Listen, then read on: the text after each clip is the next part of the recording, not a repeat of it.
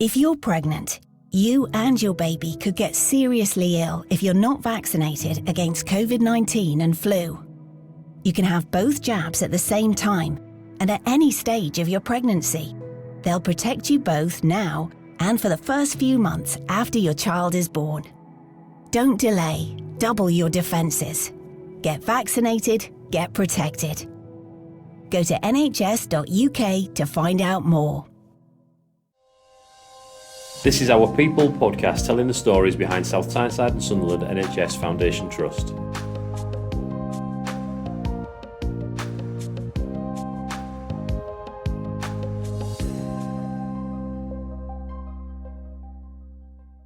Hi and welcome to this episode of Our People podcast. I'm your host, Harry Newhouse, and I'm a PR and social media assistant here at the Trust. On this week's episode, I have the pleasure of speaking to Organisational and Leadership Development Practitioner Jill Duncan. Welcome to the podcast, Jill. Hi, Harry. So Jill, please could you tell us a bit about what you do and your role as Organisational and Leadership Development Practitioner? Thanks, Harry. So, organisational development is all about improving the effectiveness of whole organisations. And that could be through improving its processes, its systems, and also supporting the development of its staff. So my job involves me working with staff at all levels across the Trust and in all different disciplines as well. My role as a practitioner involves consultancy, design, development and implementation of a range of support and improvement interventions, and that could be at individual, team, department or service level or whole organisational level as well.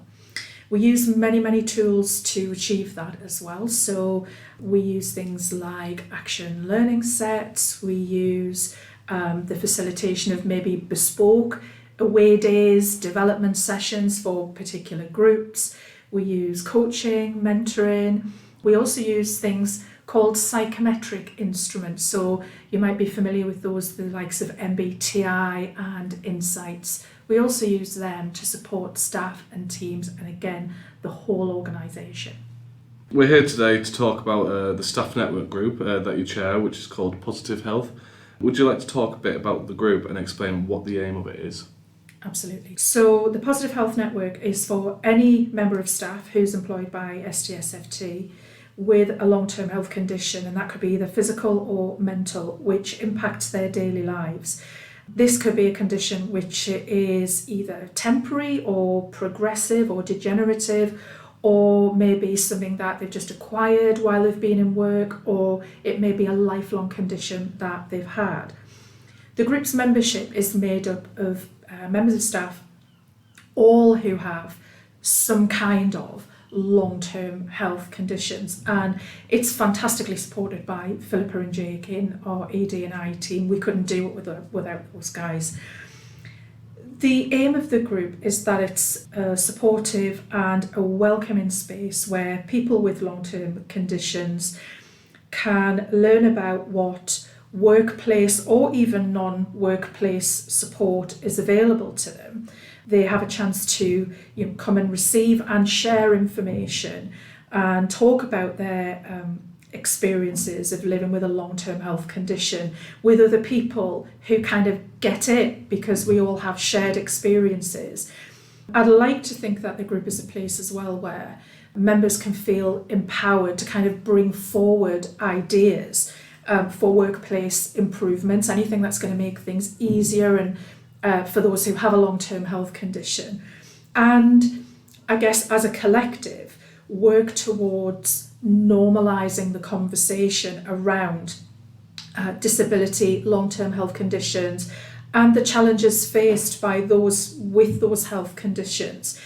And I guess perhaps bust a few myths about those conditions as well, and improve their own and others' understanding of what it's like to live with those conditions. What made you want to become chair of the group? For me, it was my own diagnosis. I wasn't born with my health condition. It was something I acquired while I was working. And I was recently diagnosed with rheumatoid arthritis. And I'll freely admit at the time of my diagnosis, I didn't know what that meant. My understanding of arthritis was probably very, very limited. To me, my perception was it was just age-related wear and tear on your joints. But I felt that, being age-related, or so I thought, I was too young for that to be happening to. I was in my kind of late 40s. However, once I had my diagnosis and then my rheumatologist went on to explain further what it was and what it meant, that was really quite shocking, and I knew then that my life was going to be profoundly different from that point on. So how does it affect your day-to-day life? Well, in terms of rheumatoid arthritis and what it is, that first initial diagnosis and conversation with my rheumatologist helped me understand exactly what it was I was dealing with. So rheumatoid arthritis is called an autoimmune inflammatory disease. So what that means is your immune system, which would normally protect your body from infection by attacking any infection, your immune system starts attacking the healthy cells in your body, so it kind of goes into overdrive. So it starts attacking your healthy cells by mistake. Now, the result of that is it causes pain and swelling in your joints. The most notable is kind of your hands and your feet, but it does affect your entire body, not just specific parts of your body. And it doesn't just affect your joints either. Other organs are affected too. So your lungs, for example, are vulnerable, and it can affect your eyes. Your eyes can get really dry, and other side effects are things like chronic fatigue. So particularly when your inflammation has escalated, the tiredness gets worse. Now, there's no cure for it. It's classed as a degenerative disease. That means it will get progressively worse over time. That said, it can be managed with medication and quite effectively as well. So the medication and treatments available can slow down the progression of the disease, so you can live your life and remain active for a lot longer. Another aspect of the treatment, and generally most of the medications you take, suppress your immune system. That's how your disease is managed. But that also can mean you're more prone to infection, so you have less immune response.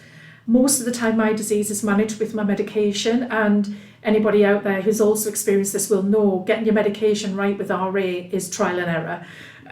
It can take a few months, it can take years to get it right, but luckily I'm there. So it's managed with medication. By and large, that means life is livable. It's the pain never goes away, but you can manage.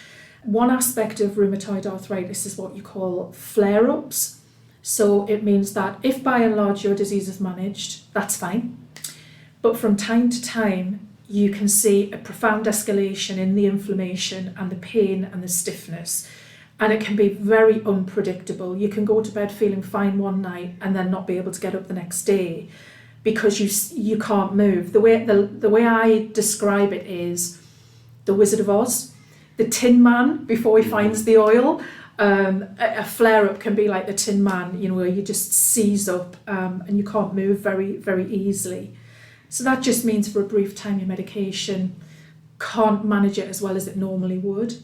So yes, in terms of how it affects my life, all of the normal ways in which I live my life and things that I took for granted became either incredibly difficult or impossible. Driving, for example, changing gear and using the clutch became so painful, and it was very difficult to do. Getting dressed, for example, even something as simple as washing your hair, because you can't put pressure on your hands because of the pain, so you can't kind of push down to wash your hair. Doing up buttons and zips because your dexterity goes, makes it very difficult, and it can take 3 times longer. Walking can be difficult. Holding a knife and fork becomes very problematic. So as I say, it can be very unpredictable.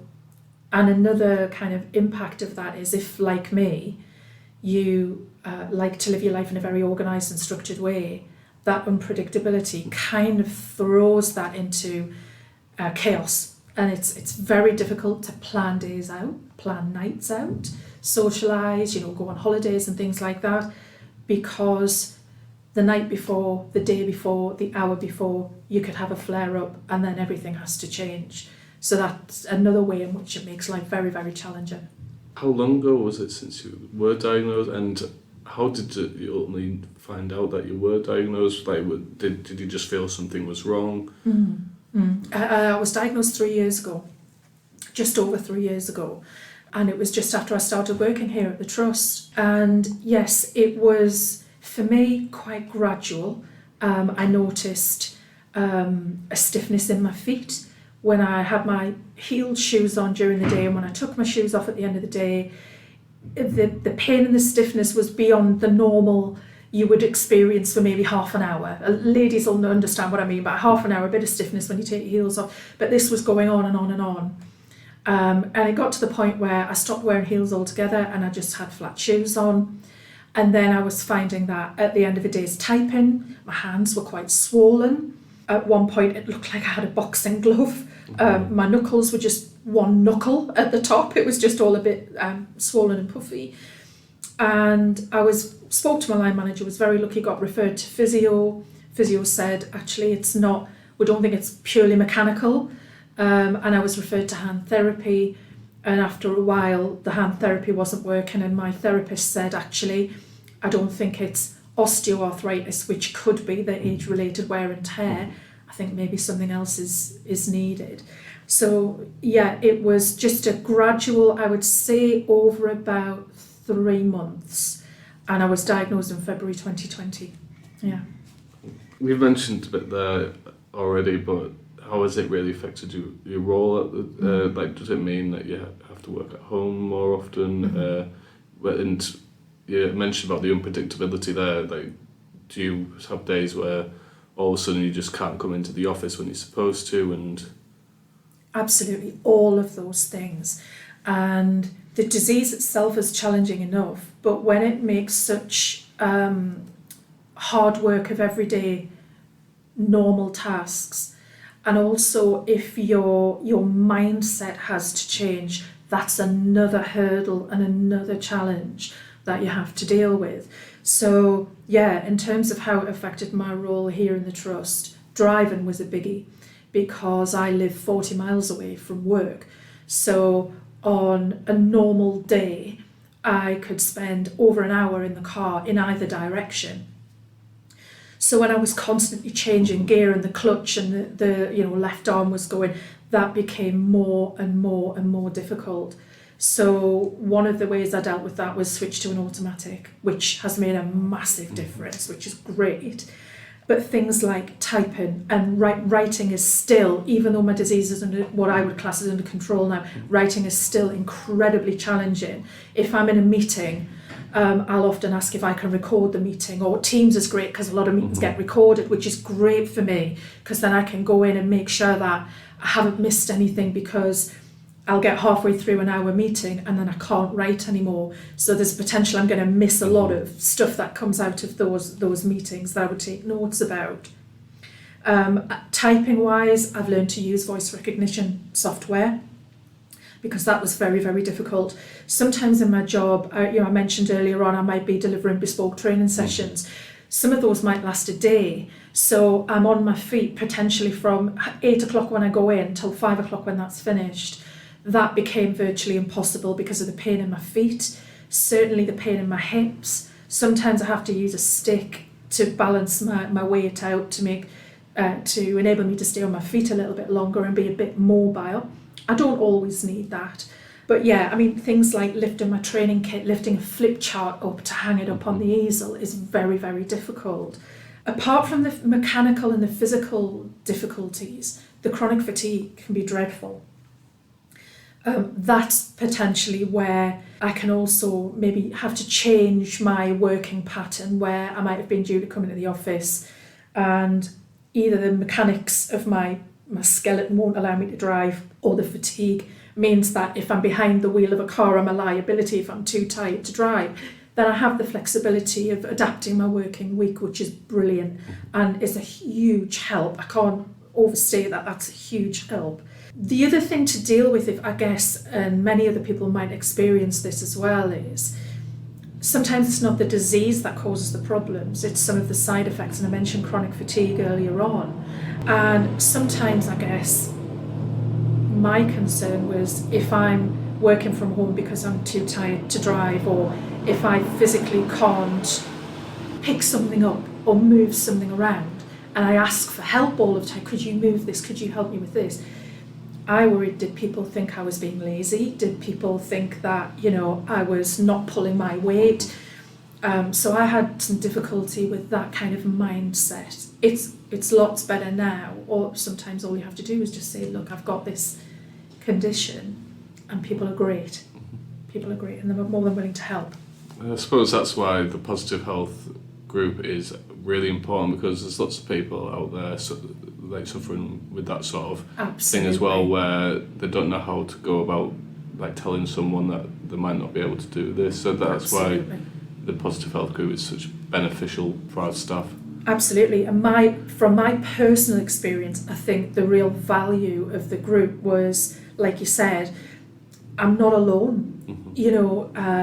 Many people will have lived with these conditions for a long, long time, but many others will also have been diagnosed while they've been at work or during their working life. And it's meant a profound change for them in many, many different ways. But as I say, and I'm sure there are many other colleagues across the Trust, who are facing a myriad of different challenges, workplace or non-workplace challenges as a consequence of living with that long-term health condition. So I think the group is a really good place to kind of talk about your experiences and share what those challenges are, but also get some advice and tap into that expertise, all of the experiences, because you can guarantee many of the people around the table that you're talking to will have faced the same or similar challenges, and they can talk to you about how to get around some of those challenges, deal with some of those difficulties. So it's a great place to tap into all of that knowledge and all of that expertise. And from my point of view, I've learned so much by sitting around the table and talking to people who have had longer experience of those long-term health conditions. It's been a wealth of information for me, certainly. And I bet it's built your confidence up, or certainly other people in the group, it's built their confidence up, sort of come out and say they've got this disability, and it's, from what I've heard, it's just a really good group. And I get why people are reluctant to talk about it. If I'm honest with you, I would never have classed myself as having a disability, let's say that in inverted commas. I did have a long-term health condition, that's a fact, no getting away from that. But I would not have classed myself as somebody with a disability. And I didn't for at least a year. To be honest, that hadn't even entered my head. For me, it was just trying to get my head around what this change means for me. And for many people, just getting that diagnosis, that's as big of an uphill climb as you can probably manage at that point. It's when things start to settle down and you kind of get used to what it means, and you've started to reconcile and you've started to make sense of it all in your head, that other things start to become more important. And for me, that more important thing was understanding. And I Googled the life out of RA and rheumatoid arthritis to try and get my head around what it meant, because it needed to make sense to me. Before I could start talking to other people about it. And it was about at that point where I started getting involved in the Positive Health Network. And I already thought that I knew a fair amount about kind of, living with a long-term health condition, what that meant legally and otherwise, what support was out there, until I met with the group. And I thought, crikey, I really knew nothing. I needed to have those conversations. They were invaluable. As you mentioned, you were diagnosed with rheumatoid arthritis when you started working here at the Trust. How did the Trust help with your diagnosis? The Trust have been fabulous. I've had a ton of help. So, first of all, the help really started with my line manager, who was amazing. Not only that, my colleagues, my immediate team, in the OD team were brilliant. I think they kind of learned as much as I did, as I was learning about it, and I was trying to share information with them and get across to them just how different my life was going to be. What I was so preoccupied with was, if this is such a profound change for me, this shouldn't impact you guys in any way. So I was still trying to keep up with my normal, day-to-day activities, and even if I was in profound pain, chronic pain, trying to minimize and diminish that pain, because I didn't want them to feel like I wasn't going to be pulling my weight or anything like that. I needn't have worried, because they couldn't have been more understanding and more helpful. I was able to have conversations with them as a team, but also individual conversations, and I always had the support of my manager, just there to guide me, just to give me a different perspective. I thought, perhaps when I was finding things particularly challenging and was maybe in danger of going down the rabbit hole and into a spiral of negativity around it, would just be there to provide that different perspective. And that was really, really appreciated, and very welcome. But in terms of, beyond the wider team, my manager ensured that I got the help that I needed. So I got a referral to occupational health, was able to speak to a couple of really amazing occupational health therapists who, just listened and were able to kind of help me with my manager talk about reasonable adjustments and what would help me. And reasonable adjustments are there just to support you and enable you to carry on working. It's very much a kind of, there's all sorts of different strands. You're working with your rheumatologist or your health professional, and you're sorting your medication out, and then you're talking to your manager, and you're talking to occupational health. All of those different strands are there to help and support you, and it's about getting the right access to those. And they're there, it's just a question of having that conversation. They're already there, they're just waiting to be there to help people. So my reasonable adjustments were put in place.